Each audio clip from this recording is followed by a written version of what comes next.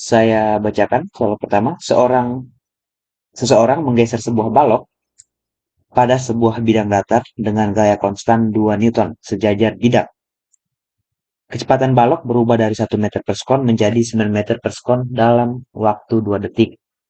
Apabila antara balok dan bidang tidak ada gesekan, usaha yang dilakukan orang itu adalah titik-titik. Nah, untuk menjawab ini kita harus ingat dulu apa itu usaha. Dalam fisika, usaha itu didefinisikan sebagai gaya kali, ya saya singkat sebagai W besar ya, gaya dikali perpindahan. Kita sebut saya sebagai delta X. Delta X adalah perpindahan, F adalah eh, apa namanya, gaya. Nah, di sini dikatakan seorang menggeser balok dengan gaya 2 Newton. Berarti gayanya 2 Newton. 2 Newton dikali delta X. Ini delta X-nya belum ketemu. Ya, jadi kita punya utang untuk mencari nilai delta X-nya. Nah, untuk mencari ini kita bisa menggunakan rumus-rumus GLBB yang apa namanya sudah pernah kita pelajari. Gitu. Kalau belum pernah kita pelajari, kamu pelajari, bisa kamu mulai mempelajari, gitu ya. Nah, dikatakan awalnya baloknya memiliki kecepatan di sini 1 meter per sekon. Kemudian pada titik tertentu, ini saya gambar sebagai putus-putus saja ya, benda putus.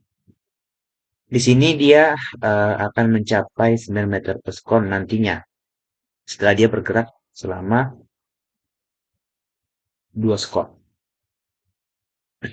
Nah, untuk mencari nilai delta X ini ada dua persamaan yang bisa kita gunakan. Persamaan yang pertama itu kalau kamu masih ingat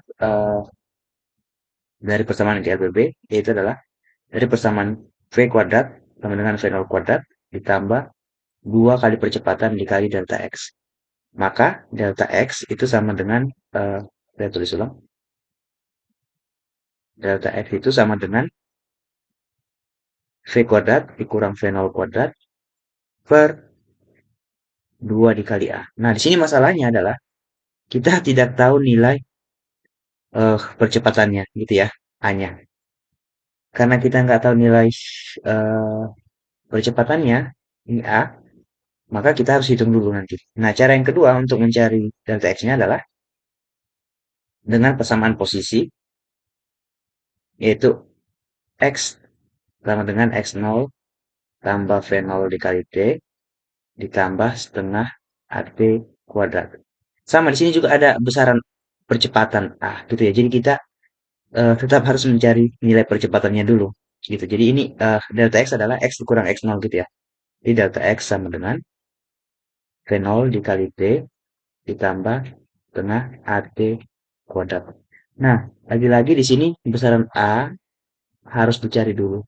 Jadi kedua persamaan ini tetap belum bisa digunakan sebelum nilai percepatan kita hitung.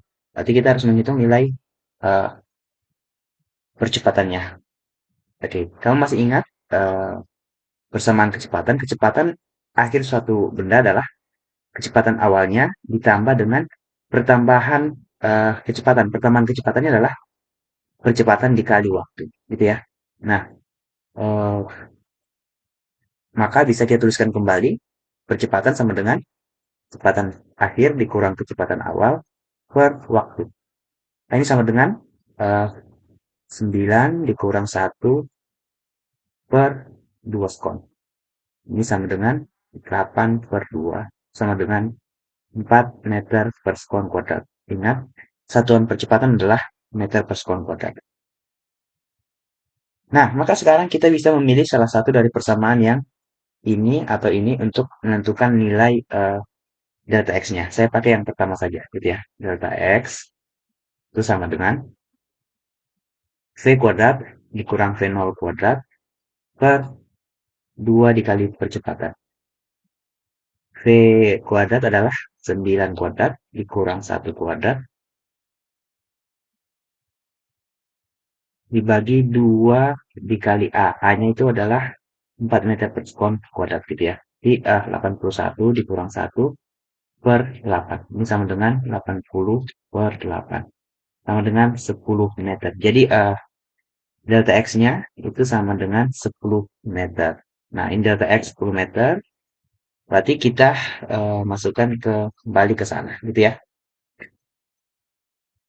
Nanti kamu silakan cari dengan persamaan yang ini, kamu akan dapatkan juga delta X-nya 10 meter gitu. Silakan dicoba saja. Maka eh, kita kembali ke yang di atas. Usahanya adalah 2 Newton dikali 10 meter itu sama dengan 20 Joule. Gitu. Jadi usaha yang dilakukan oleh orang itu adalah 20 Joule. Maka kunci jawabannya adalah bagian B, 20 Joule.